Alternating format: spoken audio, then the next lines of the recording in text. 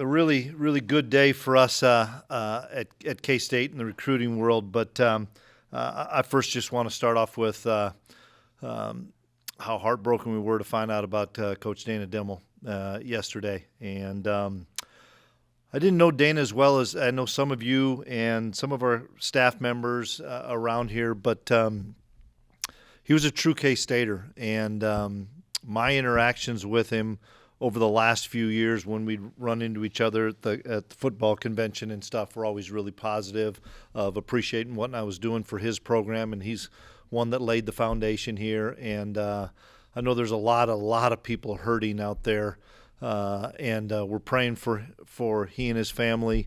It was a tough day yesterday, so thoughts and prayers are with the Dimmel family. From today, we had a really good day, and we even had a couple of guys flip last night back to us, or we got last night. It's a strange world of recruiting right now, especially with where the signing date is, especially with coaching changes. It's different. We're not on the road. Like we could be right after the last game of the season. Now we're in house. The signing day is really quick.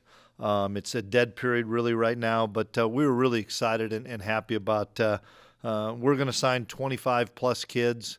I still think there's one or so out there that we'll get this afternoon, but we had 5 kids from the state of Kansas, which we're really excited about. 5 kids from the state of Texas, 4 from Florida, 3 from Missouri, 1 from the states of Arizona, Arkansas, Georgia, Maryland, Nebraska, New York, North Carolina, and Ohio. We needed to do have some answers on the defensive side. We signed 5 linebackers and 5 safeties. A couple of those safeties could play corner, so I think they're more DBs. Some are strictly safeties, but some could play multiple positions. We signed 3 offensive linemen, 3 wide receivers, 2 cornerbacks, 2 defensive ends, 1 defensive tackle, 1 quarterback, a punter, a kicker, 1 punter and kicker, 1 running back, and 1 tight end. So we hit all the positions that we wanted to from the high school developmental side of things, as well as a couple of transfers.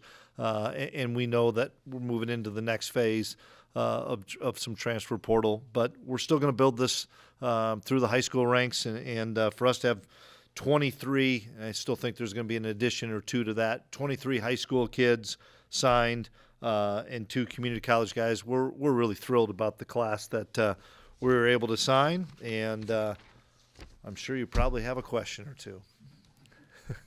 Let's start with Lincoln Cure. What does he offer this team, and how excited were you when you got that call?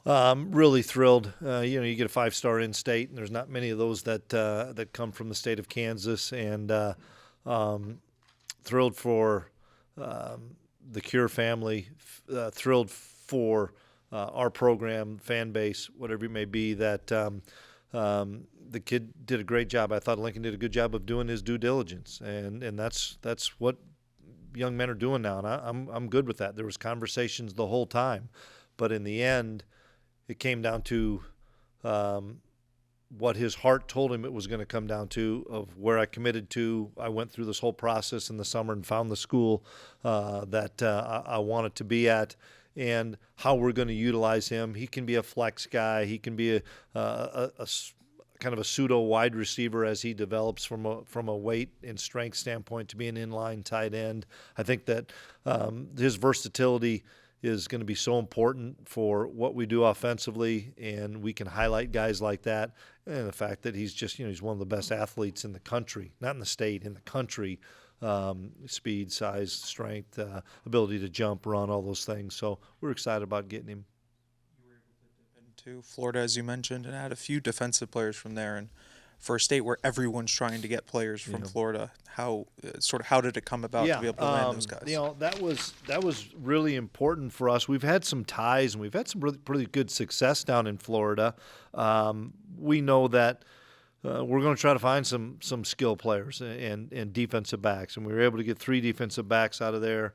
And 1 wide receiver. Serious Stinyard is a kid that we had on campus here in the summertime, really enjoyed his OV, and then chose a different school.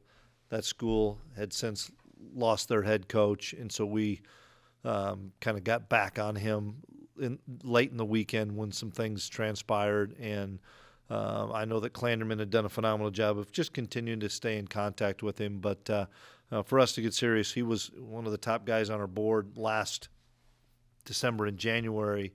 To kind of lose him, but then he and his family feeling so comfortable when he became available because his previous school relieved their head coach. It was really good for us and exciting for the family to say, I've got a place that I can call home. Lincoln, really quick, exactly when did you discover that he was coming to Kansas State, and what was your initial reaction? Was it okay? Let's go back on this now, D. Scott. When I knew he was coming was I think the last weekend of the OV period in June, right? That's when he told me he was coming to K-State. And we all know that all these kids are still getting contacted throughout the season. Everybody we signed got contacted, not just Link. Everybody we signed got contacted throughout the season. But we shared a really special moment, he and I did, in the bleachers here. It was really cool. And he knew that this was home. Okay, then we go through the season, and a lot of things transpire. I was able to go out and watch him play, which was really neat for me. Coach Lepak went to Goodland prior to us going to Colorado, and that was fun to see him perform, continued conversations and stuff. I knew that a lot of other people were having conversations with him. And I gave him some space, too, over the last week. I gave him some space to figure some things out. He knew how I felt about him. And then whether it was last night or early this morning, I think it all probably came back to him that, you know what, this is the best place for him, and I'm going to stick with it. He'll probably explain some of that. I don't know exactly the time for him, but obviously this morning we were real excited. You do a great job developing quarterbacks. What do you see in Dylan Duff? Kid's a stud. I've been so impressed with Dylan Duff, the person.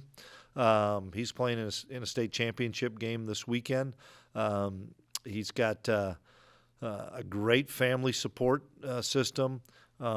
He's at a really good high school that does a good job developing people. The fact that I think he had Dylan's going to be mad if I miss this, 6 or 8 3-pointers in the state championship basketball game. I think most of them were in the first half of last year's state championship game in basketball. Guy's an athlete, and he spins it. He can run it. He's a leader. He's reached out to so many of these kids in the class. That's what you want your quarterback to do. And so he's going to be a tremendous fit here, and build lasting relationships. He and Coach Wells did, myself, his parents and stuff. It's kind of fun. So we're really excited. He just needs to finish off this weekend with a big W. I want to back up again. And what was this week like? It's only Wednesday. Oh, my God, it is. Since Lincoln went on his last trip, yeah. What was it like trying to defend that commitment? Trying to defend the commitment, or keep him committed? Well, the fact that we're continuing to communicate with him, and we knew he went on another trip, but we continued to communicate with him and told him where we saw him here, how we could utilize him, not just on the field, but maybe from a cultural standpoint, from a development standpoint. I still think we've got the most tight end touchdowns of anybody in the country. So that's easy to have tangible evidence of how we're going to utilize you. And just the relationships. Man, there's a ton of built relationships for an awful long time, and trust in that. And I think we all know that recruiting in 2018 to 2022 to what it is now is changing. And so young men are going to go because they want everybody to commit so quickly. I see all the 26s that are committing and even some 27s that are committing. That's a long time now. That's a long time. And you think of the guys we had committed in June. That's a long time. And so obviously they're young people that are going to have different things go through their mind, and that's okay. I mean, they need to make sure that it's right, because I want to make sure that this is a 4 to 5 year decision, that we're not going to have any hiccups. That, you know what, on your worst day, you better knock on my door and say this place sucks, because I'm sure Fitz, at some time this place really stunk for you coming here. Probably as much beer as you drank, it never was a bad day around here. But if there could have been, I hope you would have probably talked to somebody. And that's what we tell these guys. Not every day is going to be a good day. And these relationships that you've built need to stay lasting so that we can help you through those bad days. One of 5 Kansas recruits. Can you talk about the other guys a little bit? Yeah. Brock Heath was an offensive lineman from Overland Park that came to camp. We were really excited about. I think he's one of the best offensive linemen in the Midwest. Long, very athletic. I think that excited me about Brock is he played both ways at a big school. When you play both ways at Blue Valley Northwest, you're a friggin' good football player. And we're going to use him as an offensive lineman, but I think he's got a high ceiling. Martell Jackson, a corner from Derby, came to camp. Long, athletic, can really run. We've had really good success with Derby, and Coach Clark, as former player here, has really helped us there. McGuire Richmond, a linebacker from Blue Valley High School, that we've had really good success at Blue Valley High School. I think the kid's one of the best athletes in the state. He's a tremendous golfer. He's a tremendous football player. He's a really good tackler. He can play a number of different spots at linebacker. He had a really good year, and I think he's one of the better leaders. I know the head coach at Blue Valley High, Alan Terrell. He's one of my closest friends, been a close friend of mine way before I was a head football coach. And so we're really excited about getting him. And then Ashton Moore. So excited for Ashton and his family. For us to have the chance to have a Moore on this team, man, we were never going to pass that up. And Ashton came here and competed his tail off at camp, and I knew he was a good football player. And you look at the pedigree of what his brother did. I saw the way he competed, and I said, Austin may be mad. Ashton is a better athlete than Austin was coming out of high school, not even close. Sorry about that, Austin. You okay, good. But he's going to wrestle this year and have a chance to win a state championship. And so I'm excited for him because he's a competitor, and like a lot of these guys, multi-sport guys, and that's what we're still looking for. And so I couldn't be more excited for the entire Moore family. I'm originally from Ohio, so I'm going to ask, Yeah. what attracted you to Noah King? He came to camp. He was intrigued by Kansas State through a lot of different people that maybe we had some ties to. But I was impressed with Noah, rather than just saying, okay, I'm from Cincinnati, you're either going to offer me or not offer me. And Klieman did a phenomenal job and said, we'd love to have you come out here, but we'd like to have you come to camp. And he said, I'll come and compete. That kid sends me videos all the time of him working out, and he's a football junkie. And if you want to play for Coach Klieman, you better be a football junkie. Because you better love football, and Noah King loves football. And I think what Noah brings is the ability to play multiple positions. He could play corner. He could play any of the 3 safety spots that we have. He's a tremendous competitor. And for a kid from Ohio, I thought it was really neat how he was one that was contacting so many guys in this class. And leadership you're always looking for out of that freshman class. We're not asking you to lead the whole football team. You're not ready for that. But you do need to lead your class. And if you lead your class, then all of a sudden people are going to gravitate to you in the next class and in the next class. And that's a guy like Noah. Wellston, is that just another home run hitter type? Yeah, absolutely. Can do a lot of things.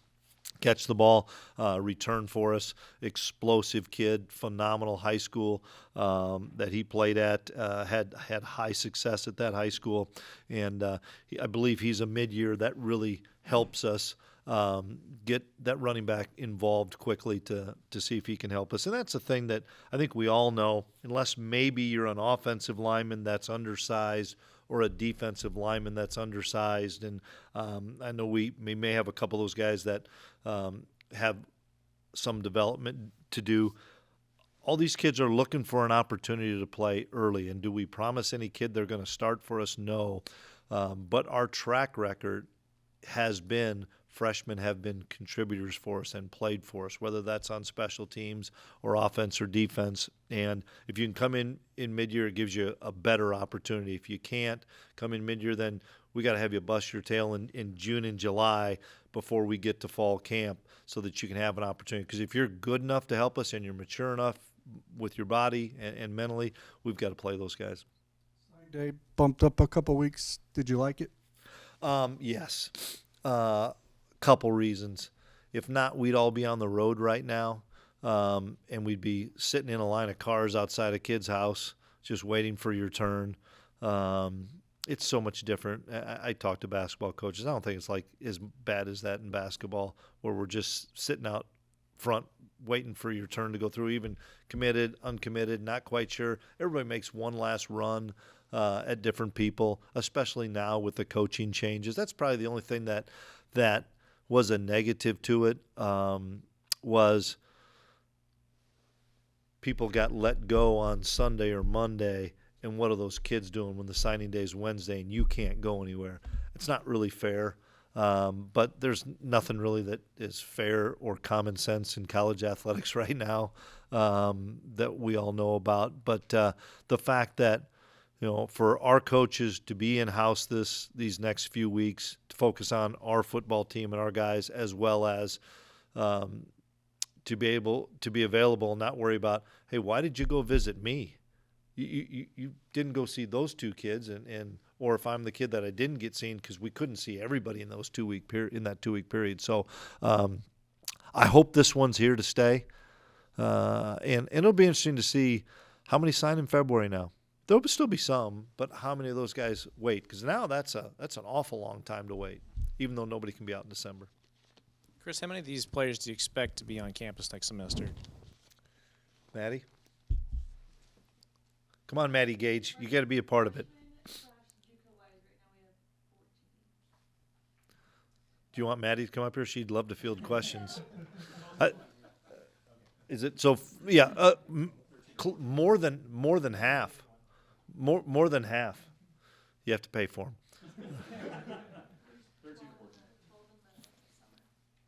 We don't always see a kicker or a punter in a signing day. What stands out about this one? Cub Patton. Just gotta love the name, man. Cub Patton.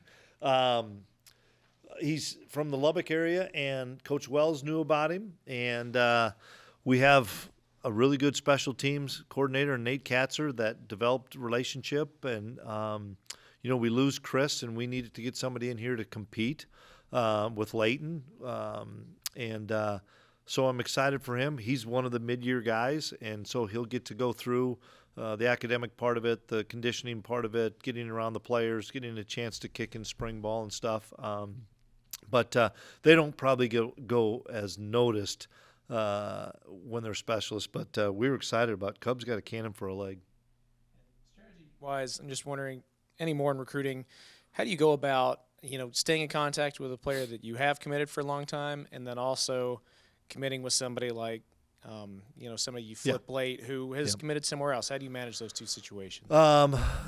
We have our recruiting staff does a tremendous job with kind of weekly call list where you're calling certain guys each week, but we're rotating those other guys so that it's not just Joe Klieman reaching out to Noah King. Now we're going to throw Van on there, myself on there, Standard on there, somebody in the recruiting office on there. Just getting a little bit different flavor or different conversation. I think our recruiting staff does a phenomenal job, and Maddie does a phenomenal job connecting with the parents and continuing that dialogue all the time to answer questions.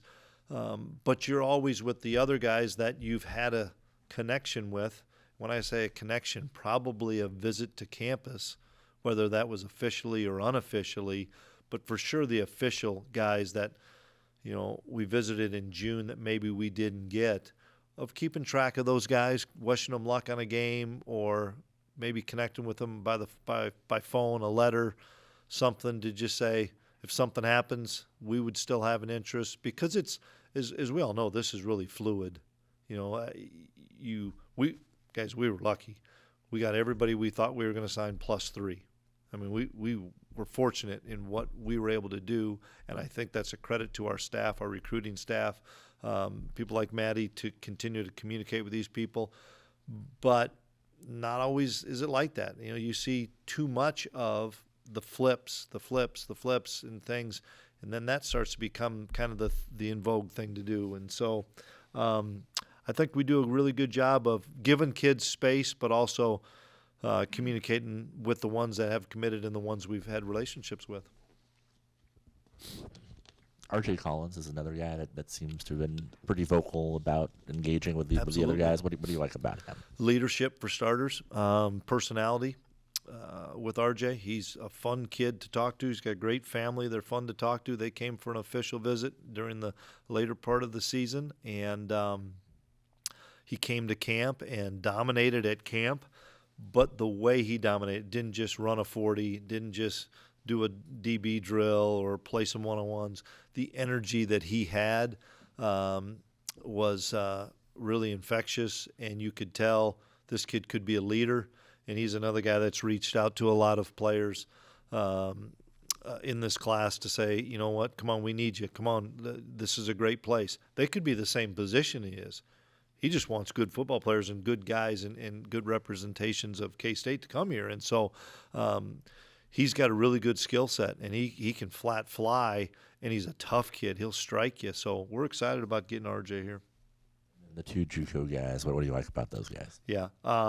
Well, we talked about needing to replace Uso, and so we got Patrick Tackey to come in here. Really did a good job at his community college in Mississippi, and was a really good player on film. And then when we brought him here for an official visit, the maturity matched what we saw on film as far as a guy that plays hard but is a stand-up guy, knows he's not arrived, knows he's got to get stronger, knows he's got to learn how to play at the Division I level. That was really important to us to be able to get that done. And then Jamiri Davis, we were looking for somebody that could come in mid-year, and we needed to work on that really early, meaning when I say mid-year, is that a high school kid? Is it a transfer portal kid? Well, the junior colleges you can kind of sew up, and we needed to find somebody that we could count on, that we could be here. If we go find another one in the portal, we don't know when that would be. Is that going to be sometime in the month of December, sometime in the month of January? But to get JD in here, and he was dominant at the community college level, and so great kid when he came in, great family when he came in. We thought he would fit, and has a skill set to either be really a slot or an outside guy. You've talked about having to re-recruit your own roster repeatedly. The portal opens on Monday. Is all your attention now to that?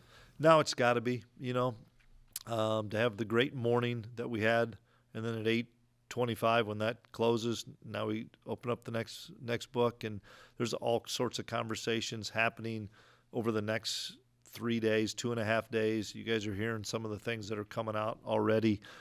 We won't reconvene as a staff until Friday morning, because some positions have a handful of guys to talk to, some positions have a lot of guys to talk to. It's kind of the nature of the beast right now. We know that we're going to lose some guys. Everybody in the country is losing players to the portal, some for an opportunity, which none of us disagree with, giving kids an opportunity to go play somewhere. Some, it's unfortunately a lot of transactional commitments, that it's about what that final dollar amount is. That's not going away anywhere right now, and we understand that. We're trying to be as competitive as we can, with realizing we have to fill more needs rather than front loading something. But that's where's Clint Brown. Guys, last year at this time, my head was spinning. We didn't have Clint Brown here, and we were trying to do this without a director of roster management / GM. Clint's made my life so much easier by having conversations throughout the season, by having conversations now. We have a better handle on a lot of things right now with guys that are going in and guys from our team that are going in and guys from other teams that are potentially going in. There's not a lot of things that get hidden anymore. You guys know that. And so for us, we've got to turn our attention to that quickly by the weekend, because there could be guys on campus as soon as Monday and all the way up until the 22nd, I believe. And then there's a bowl game, and then there's more kids coming on campus when you get back from the bowl game. Then you're going to go home visit. 2026 is the month of January. So when the outside world thinks season's over, time to recharge your battery, I would wonder when that is. And how will the 105 roster thing affect you? It's going to affect us. I think the one thing that you saw is we didn't sign as many walk-ons as we typically do. I think it stinks. I think it's awful. I think a lot of people have said that. Control what you can control. We can't control a lot of things of that. One of my frustrations that I've kind of said publicly is there's a lot of people making decisions, and then the football coaches have to fix those poor decisions.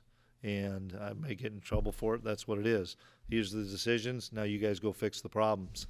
And we need to have a better voice of football coaches. Craig Bull, head of the AFCA. I just moved up the ladder because Neil's gone, so now I'm getting closer to him. We got to keep working on this profession and work for the coaches, because I think a lot of people have a lot of things that they think are in great intentions for the game, but if you don't include us coaches, you're probably missing the boat, and we're missing on some things right now, and that's a huge thing we're missing on. There's not one coach that I know of that I'm close with in the Big 12 that thinks the 105 is a great idea. We don't have any control of that. It's losing opportunities for kids, and I hope the Division IIs and FCS schools really benefit from it, because it's really going to hurt the schools that you and I all know about that count on these guys. And I'm frustrated, but I got to get over my frustration and move on and try to fix that. And we have there's differing times of when you have to do that. We need to get through this stage of bowl prep and stuff before we really dig into that. So, junior college ranks, traditionally you've recruited them for experience. Yep.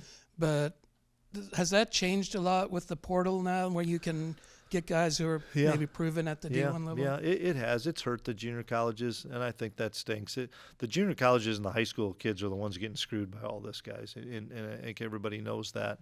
And it's unfortunate, and that's why it's important to us that we signed 23-plus high school kids, and we're going to have to add some transfers. I know that, but I owe it to the people that played at K-State.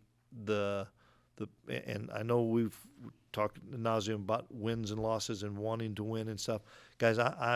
If I have to ever go and say I'm going to quick fix this and flip that to 23 transfers and 4 high school kids, I'm going to do something else.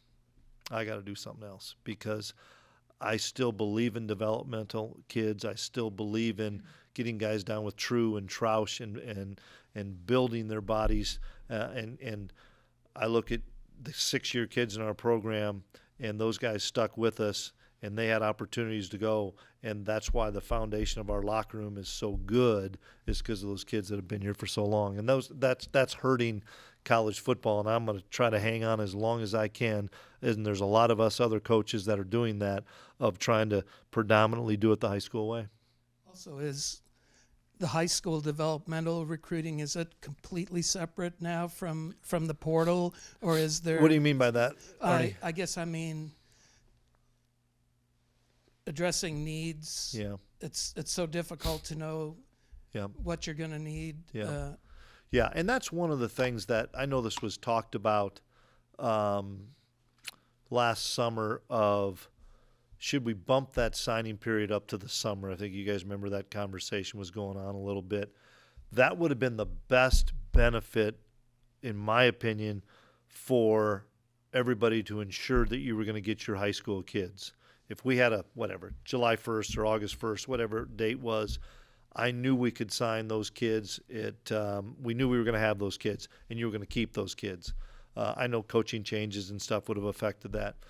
I don't have an answer for you, Arnie, on if School X knew that 25 kids were going into the portal after their game on Saturday, if they let go of 6 of those high school kids to save spots for transfers. I don't have that answer.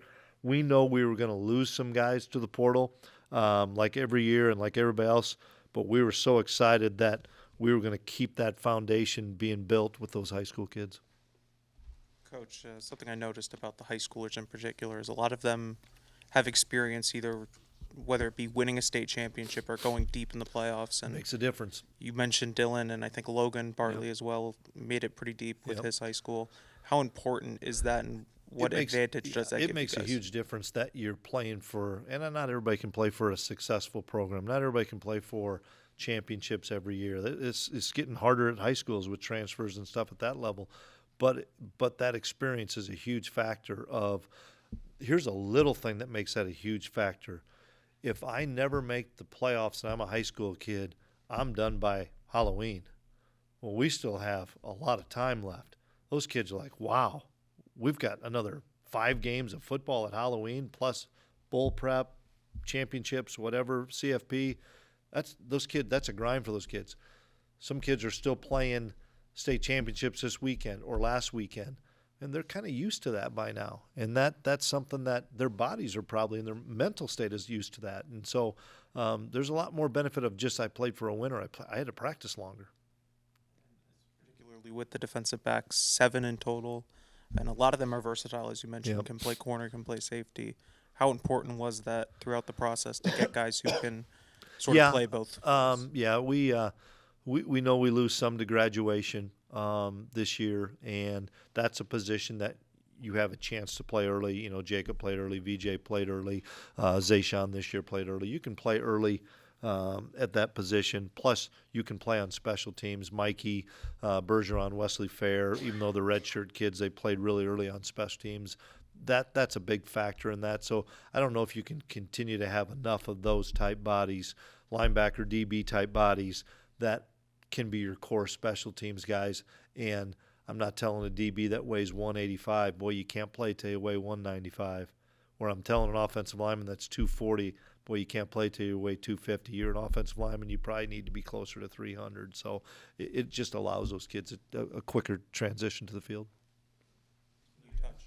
Can you touch on JoJo Scott real quick? Yeah, just a really talented young man that can play corner or safety. He was a really good wide receiver, and another one of those guys from the Florida connection that we're excited to get.